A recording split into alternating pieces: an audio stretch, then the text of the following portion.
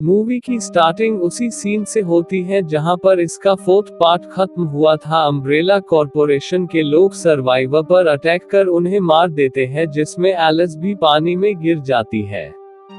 इसके बाद ये सीन यहीं पर कट जाता है और जब एलिस की आंख खुलती है तो वो एक रूम में होती है जो कि असल में अम्ब्रेला कॉरपोरेशन की लैब होती है, जहां हम एक शख्स को देखते हैं जो कि अम्ब्रेला कॉरपोरेशन के कंट्रोल में होती है। जिसके बाद एलिस वहां से बाहर आ जाती है, लेकिन उसके बाहर आते ही इसके बारे में रेड क्वीन को पता लग जाता है, जिस वजह से रेड क्वीन लेजर वेपन को एक्टिवेट कर देती है। तभी एलिस को एक दूसरा गेट नजर आता है, जिस डोर से पास होकर एलिस टोक्यो सिटी में आ जाती है।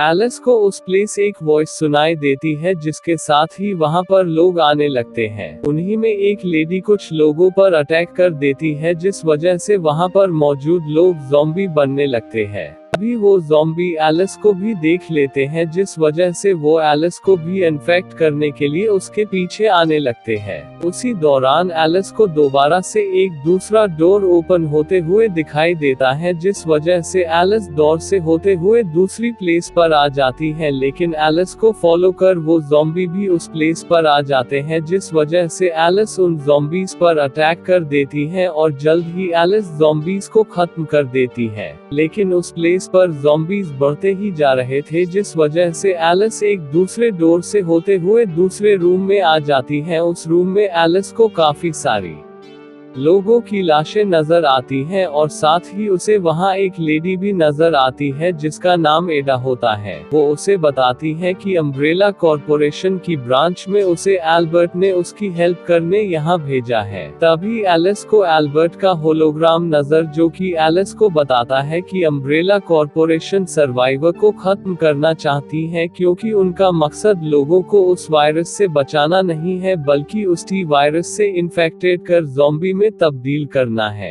एल्बर्ट एलिस को बताता है कि उसके कुछ साथी जल्द ही यहाँ अम्ब्रेला कॉरपोरेशन की लैब में आने वाले हैं। वो सब तुम्हें और एडा को सेफली इस लैब से बाहर निकाल लेंगे। इधर हम अम्ब्रेला कॉरपोरेशन के कुछ लोगों को देखते हैं जिसे एल्बर्ट ने यहाँ भेजा होता है। वो लोग उस ब्रांच के बाहर सेल्फ डिस्ट्रक्ट बॉम्ब लगा देते हैं ताकि टाइम पूरा होने के बाद ही बॉम्ब अपने आप ही ब्लास्ट हो जाए, जिस वजह से अम्ब्रेला कॉरपोरेशन की ये ब्रांच डिस्ट्रॉय हो जाए। इधर हम वापस से एलिस और एडा को देखते हैं, जिन पर रेड क्वीन के भेजे हुए बिग जायंट काफी पावरफुल और डेंजरस ज़ॉम्बी उन पर अटैक कर देते हैं। उन ज़ॉम्बीज के वेपन काफी तेज धार वाले होते हैं, जिन वेपन को यूज कर वो ज़ॉम्बी उन पर अटैक कर रहे होते हैं, लेकिन एलिस और एडा किसी तरह उन ज़ॉम्बीज से खुद को सेव कर लेते हैं और बाद में वो उन्हें ही मार देते हैं। इसके बाद एलिस और एडा वहां से रैकून सिटी में आ जाते हैं। दरअसल ये जितने भी सिटी होते हैं वो अम्ब्रेला कॉरपोरेशन के बनाए हुए होते हैं। ये सिटी रियल सिटी की तरह नजर आते थे, लेकिन ये असली सिटी नहीं होते हैं। उस सिटी में एलिस और एडा आगे बढ़ रहे होते हैं। एलिस को एक घर में एक छोटी बच्ची मिलती है और साथ ही एलिस को वहां उसकी क्लोन नजर आती है, जो कि उस बच्ची की तरह ही एलिस की कॉपी होती है। एलिस के इस क्लोन को भी अम्ब्रेला कॉरपोरेशन ने ही बनाया होता है, जो कि असल में एक क्लोन होती है जिसे अम्ब्रेला कॉरपोरेशन वालों ने बनाया होता है। इसके बाद ही वो लोग वहां से जाने वाले होते हैं, लेकिन तभी वहां जिल भी कुछ लोगों के साथ आ जाती है, जो कि असल में फर्स्ट पार्ट के ऑफिसर्स होते हैं, लेकिन ये भी अम्ब्रेला कॉरपोरेशन के बनाए हुए क्लोन होते हैं। तभी वो लोग उन पर अटैक कर देते हैं, जिसके बाद ही इन दोनों के दरमियान फाइट स्टार्ट हो जाती है। वो दोनों ही टीम्स एक दूसरे पर गन से काफी अटैक कर रहे होते हैं। जिल की टीम में लोगों की तादाद बहुत ही ज्यादा होती है, जिस वजह से एलिस और उसके लोग यहाँ हारते हुए नजर आ रहे होते हैं, जिस वजह से वो लोग किसी तरह वहां से निकल जाते हैं। एलिस उस बच्ची के साथ स्टेशन की तरफ बढ़ रही होती है, लेकिन तभी वहां एक और कैरेक्टर आ जाती है, जो कि असल में फर्स्ट पार्ट की कैरेक्टर रेन होती है।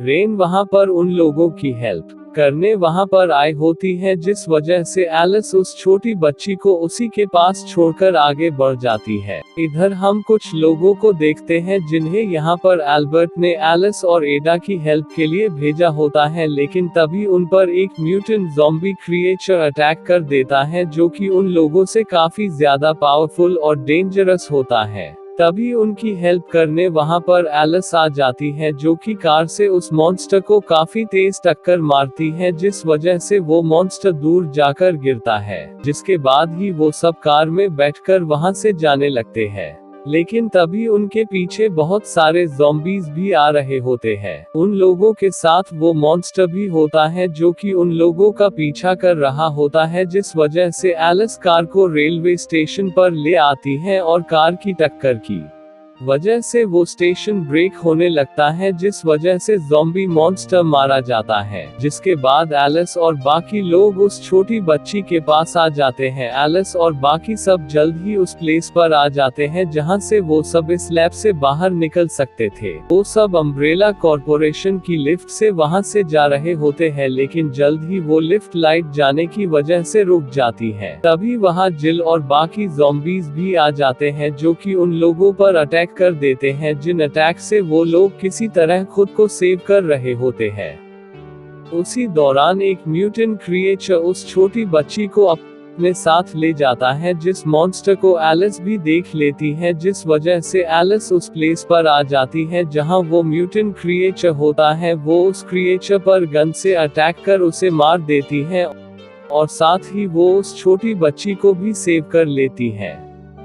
लेकिन इस लड़ाई में एलिस के काफी साथी मारे जाते हैं और कुछ साथी ही बच पाए होते हैं। तभी एलिस को वहां पर काफी सारे लोगों के क्लोन्स नजर आते हैं, जिन क्लोन्स को अम्ब्रेला कॉर्पोरेशन ने बनाया होता है।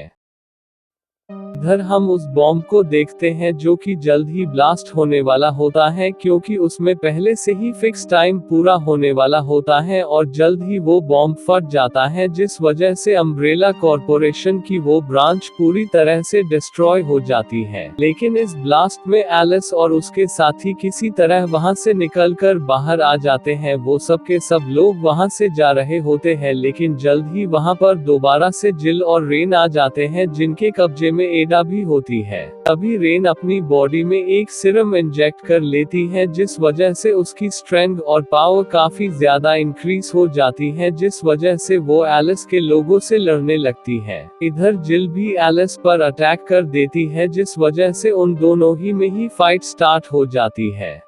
वो दोनों ही एक दूसरे पर काफी अटैक कर रहे होते हैं, लेकिन जल्द ही एलिस जिल की बॉडी से अम्ब्रेला कॉर्पोरेशन के डिवाइस को उसकी बॉडी से अलग कर देती है, जिस वजह से जिल वापस से अपने सेंसर्स में आ जाती है, जिस वजह से जिल एलिस की तरफ हो जाती है। इधर रेन उसके साथियों पर काफी अटैक करती है और वो उनके बोन्स पर काफी वार करती है, जिस वजह से एलिस के वो दोनों साथी भी मारे जाते हैं। के बाद रेन एलिस पर अटैक कर देती है और वो यहाँ हारते हुए नजर आ रही होती है, जिस वजह से एलिस गन से बर्फ को तोड़ देती है, जिसके बाद ही रेन उसके अंदर आ जाती है। अब क्योंकि वहाँ काफी ज़ॉम्बीज होते हैं, जिस वजह से रेन मारी जाती है। तभी वहाँ एक प्लेन आ जाता है जो कि एल्बर्ट का होता है। वो प्लेन एलिस और बाकी सबको एल्बर्ट के पास ले आता है। एल्बर्ट एलिस की बॉडी में वो मेडिसिन वापस से इंजेक्ट कर देता है, जिस वजह से एलिस पहले की तरह ही काफी पावरफुल हो जाती है। एल्बर्ट उसे बताता है कि इन सब ज़ॉम्बीज को खत्म करने के लिए उसे एलिस की हेल्प चाहिए। और इसी के साथ ये मूवी यहीं पर एंड हो जाती है। Thank you so much for watching.